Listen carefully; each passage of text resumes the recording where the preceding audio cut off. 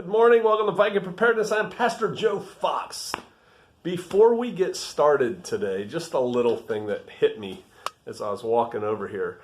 You know, in the past, probably still today, farmers would cull their herd a bit going into winter. Why? One, whatever, during the summer, spring, summer, and even into fall, they can eat for free on the grass and leaves and, stuff that's out there. But going into winter, whatever you have to feed, whether that's hay or chicken feed or whatever, free ranging in the winter. There aren't a lot of bugs out there for the chickens to dig up and eat. And so it's just a cost thing. It's like, all right, I'm going to have to pay for these things all winter. I might as well sell them now or butcher them now so I don't have to feed them. Another thing is in the summertime, it's too hot to butcher. Right? You've got to go quick from getting that thing killed, cleaned, butchered, and put up into the freezer or it'll spoil. Whereas in the fall, you have more time. It's cool. You can let it hang, outside for a couple days, which is actually better for the meat.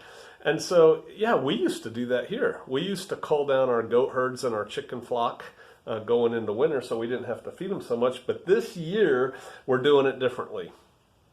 Because of the emerging world situation, we're actually trying to increase our critter count here on Shofar Mountain. And currently, we're up to 23 critters on the mountain when you count goats and ducks and chickens and dogs and cats. Oh my. And just the other day, we were in our little car, which I call my urban pickup, because when you fold that back seat down, you can put a lot of stuff in there. And we brought 11 sacks of various kinds of feed home with us in the back of that little car, which was pretty cool. Unloading it was, you got to pick it up, put it on the flat cart, check out, get to the car, put it in the car, get home, unload it, and take it where it needs to go. And, I told Sister Kate, well, we're trying to increase the herd, but we've lost 4 goats since the kidding season. So we would have had that many more, but we lost them. And so, that's less feed, but it's not what we're trying to do. Okay, that's just an aside, something to think about. How's your critter count? What are you looking at going into the future? How are you going to produce your own meat and eggs and so on? Do you know that the time to set up a network is before it is needed? Well before it is needed. Yes, networks can be set up as you need them, but they're rarely, never as good as if you had done it early. And so there's a lot that goes into setting up a network. And some of the things are, excuse me, it's early, haven't done a lot of talking yet. One of the things is, how do you communicate between members of the network? A huge thing, that's one, a huge thing is security and vetting the members of the network. Before you figure out how you're going to communicate with people, you need to make sure that they are who you think they are, and you're not communicating with the opposition directly. There is a method to my madness. There is reason behind everything we do here on Viking Preparedness. And when I tell you to go to or host Viking group meetups, and then, listen to this part, then to form crews, word to the wise. You out there on your own, individual, ain't working. Not in this boat. You need a crew. A vetted, verified crew. But I'm going to talk to you about 2, maybe 3 different ways to communicate within your network. Clandestinely? Yeah, clandestinely, which means you're denying the fact that you're communicating. You could do it covertly, which means you're denying, the actors. But Let's just talk about that, shall we? I'm going to get right to the chase, so this isn't long. Those of you with eyes to see and ears to hear will pick up on this right away. What you need to do by hand, not on your computer. Oh, no. And you don't even want to use a printer. You want to do this by hand, is make yourself a matrix. Can you see that? You can do this part on the computer, 1 through 9 and 0, and then, where am I? I'm backwards here. 1, 2, 3, 4, 5, 6, 7, 8, 9 to 0 on this side, okay? Like that. Then you make a grid. You can make those and print those off all you want. It's what's inside the grid that you want to do by hand. You're going to need one set of these matrices for every person you want to communicate with. So I'm going to have 2 that look exactly the same for me and Bob. Oh, I hope I brought my pen. If I didn't, this is going to be harder. Nope, I didn't. All right, good. You're going to need one set, two of these for you and Bob. You're going to need one set for you and the Clinch Mountain regulars. You're going to need another set, completely different, for you and the Virginia Beach surfing crew. Whatever, right? So the first thing you do is you make all these squares. I believe that's 100, if I'm not mistaken. My math is not that good, Vikings. But you make 100 squares, and then what you do at random is you put the alphabet in there. So I don't even know where I started. A, there's the A. You go A, B, C, D, E, F, G, H, I, J, K, L, M, N, O, P, and you put it on your matrix, in your grid, at random, on there. Then the next thing you do is put all your numbers in there. 0, 1 through 9 plus 0. It's important on here, when you do that, that's a 0, not an O. Take the time to do that right. And I bet you I did my 1 wrong. I did. See the 1?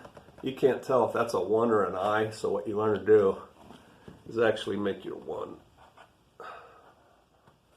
Make your 1 look like that. Okay? And then the I, where did I put the I? I don't know. I know it's on there. Oh, there it is. The I looks like an I. See, it's got the upper and the lower things on it. All right? So those are at random. And now you have a bunch of boxes left empty. Into these boxes, you put vowels and verbs. For example, and you can combine them. Come, go. Come, go. Right there. You can have bring, take.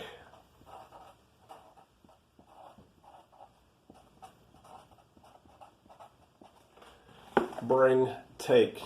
You can have medical.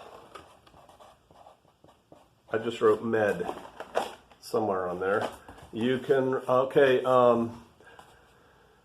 let's say we're talking to the Clinch Mountain Boys or whatever I said they were called. Let's say they've got Bob, so we're going to fill a square with Bob. They've got Mary. I'm just going to come down here and write Mary. They have George. I'm going to write George. And Cletus.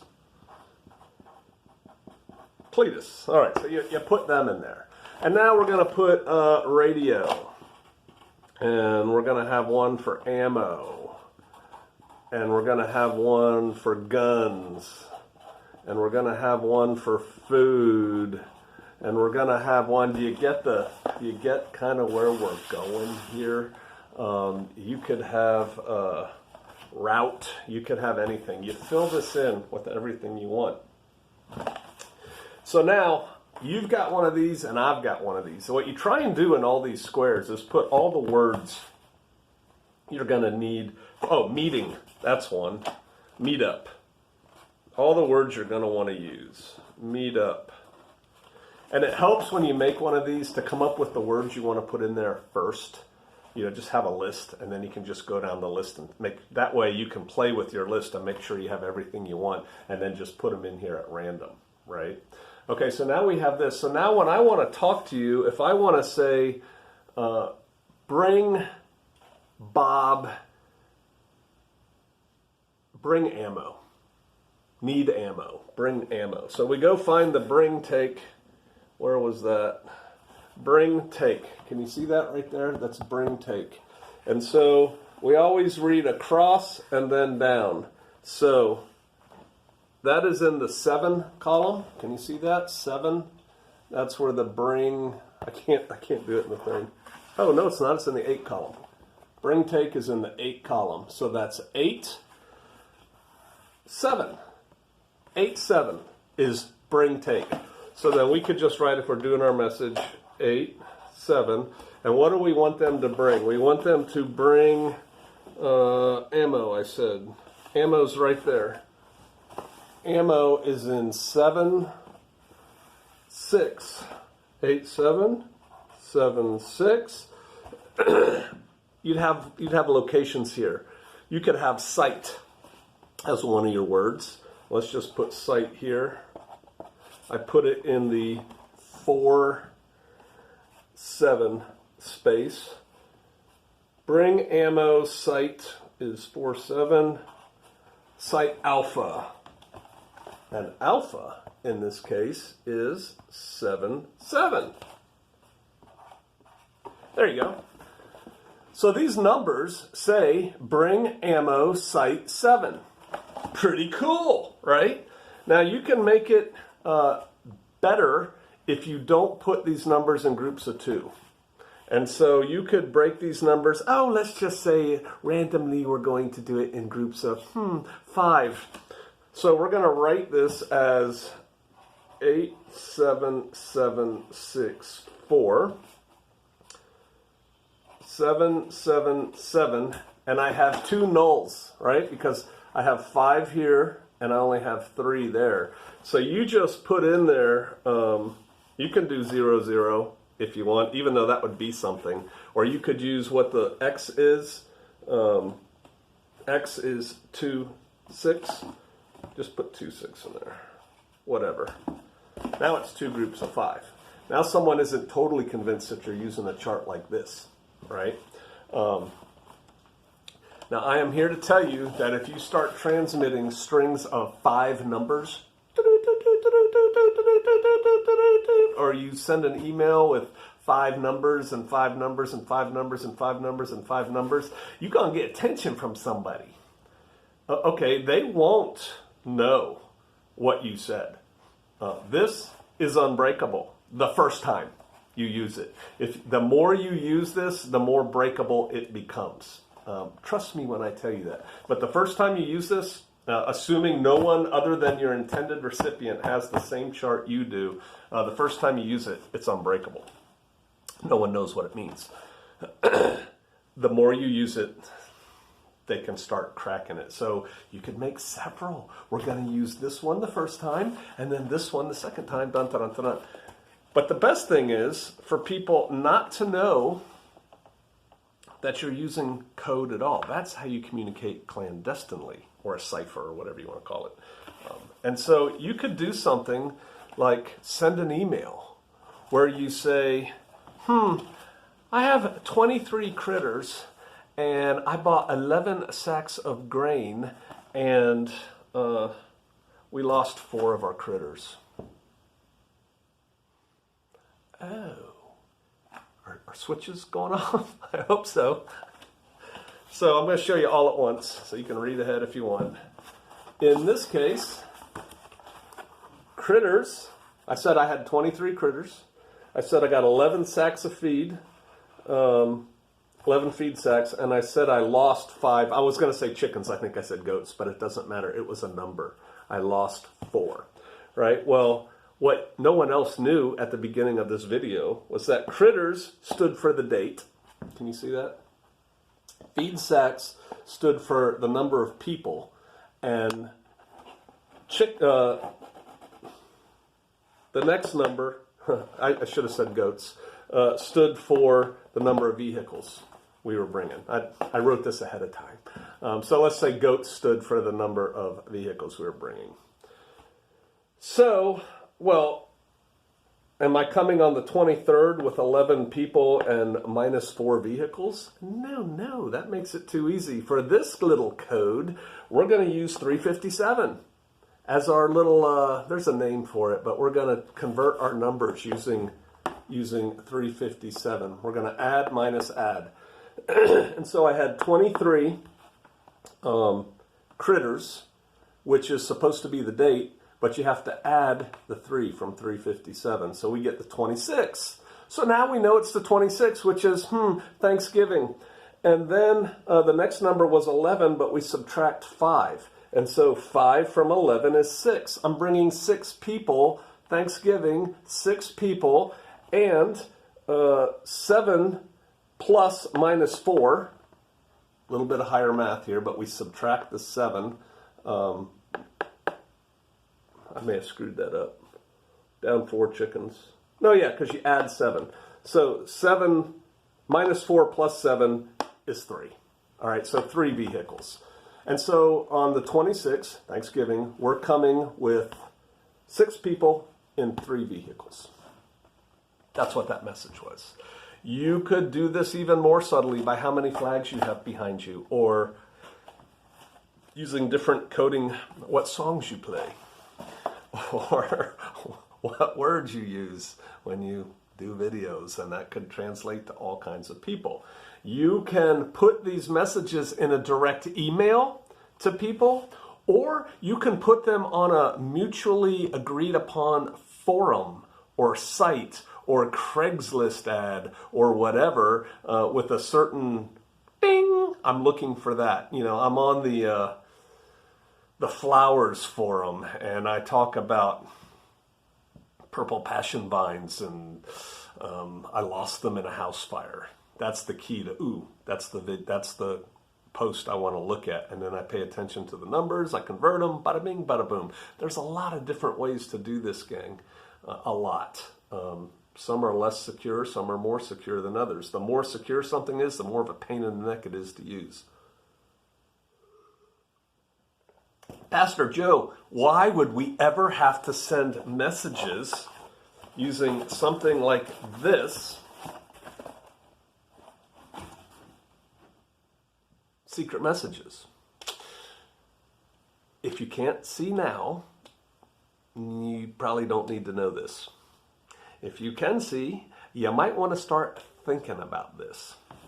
Now, so that was, I think, 2 things. Let me give you something else. Using something along the lines of 23 chickens, blah, blah, blah.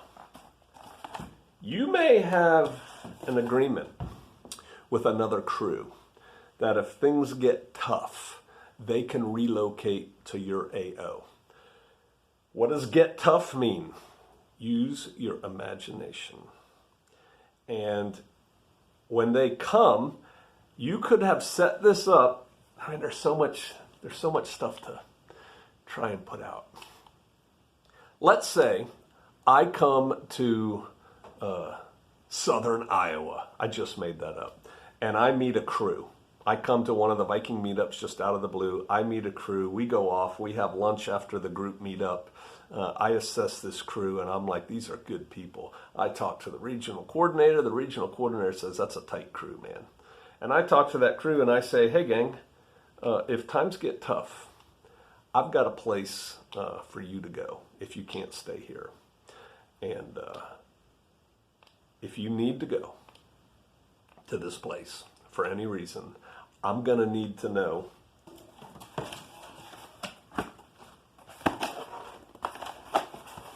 when you're coming, how many people you're bringing with you, and how many vehicles I've got to deal with when you get there. Let's say, for instance. And they're like, okay, where's this place? And I'm like, well, it's in the vicinity of Olathe, Kansas, let's just say. And they're like, well, what is it, a farm or a ranch or what is it? It's like, we'll take care of you there. You don't need to know. See, that's another whole concept, need to know. But I'm telling you, if you need a place, we can square you away, but we're going to need to know when you're coming, how many people you're bringing, and what you're doing. And so that's a little cutout there. They don't know exactly where they're going. They know they're going to Olathe. And so what I tell them is, I will meet you at the Waffle House at the intersection of these two places once I get your message and you tell me when you're coming. When you get to the Waffle House, you will see a vehicle with the hood up, and somebody will be working in or around that vehicle. It'll be parked in the parking lot, and the driver will have an orange hat on. I want you to have an orange something in the front left of the dashboard of your car when you pull up, and you will exchange this phrase: I hear the rain is hard in Olathe this time of year. And the response will be, yeah, not as bad as last year, but it's good for the cows. That's your final coordination that these two people are good to go. Because it ain't going to be me meeting you at the Waffle House. Are you kidding me?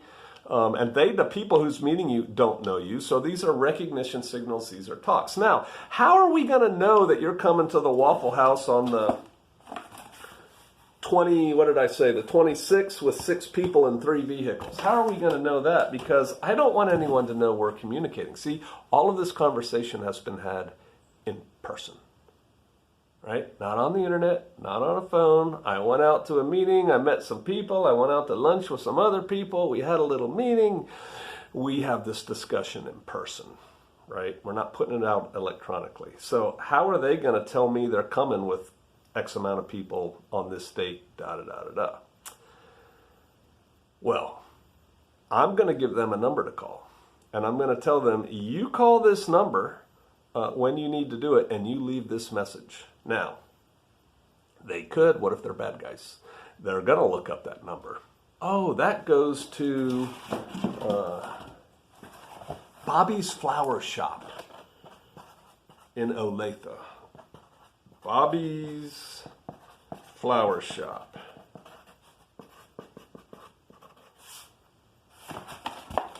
The phone number I told them to send the message to, coded like this, blah, blah, blah, is to Bobby's Flower Shop. Now, if they're bad guys, they're going to start investigating Bobby's Flower Shop.